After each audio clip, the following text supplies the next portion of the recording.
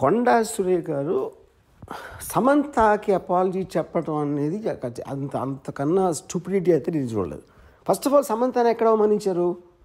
కొండా సురేఖ అవమానించలా, పొగిడారు. యాక్చువల్గా ఎందుకు పొగిడారంటే అక్కడ ఏమంటున్నారు ఆవిడ, నాగార్జున నాగ చైతన్య ఇద్దరు కలిసి ఒక మామగా, ఒక భర్తగా, ఒక కోడలిని, ఒక భార్యని తనకున్న ఒక ఆస్తి కాపాడుకోవడానికి వెళ్ళమని ఫోర్స్ చేస్తే తను కాదని చెప్పి విడాకులు ఇచ్చి వెళ్ళిపోయింది అన్న. అక్కడ సమంతకు అవమానం ఏంటి? సమంతని పొగిడినది. యాక్చువల్గా అవమానించింది ఎవరిని?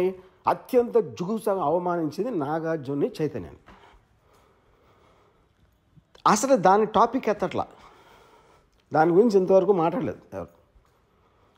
సో ఇప్పుడు ఇలాంటిది చెప్పడం కన్నా అంటే అక్కినేని కుటుంబం అంత ఉన్న హుందాతనం, వాళ్ళకున్న extraordinary reputation, most dignified and reputed, అది ఒకసారి పక్కన పెట్టి ఏ ఇంట్లో అయినా ఒక మామని భర్తని ఇలాంటి ఆరోపణ నేనైతే నా జీవితంలో ఏం లేదు ఇలాంటిది.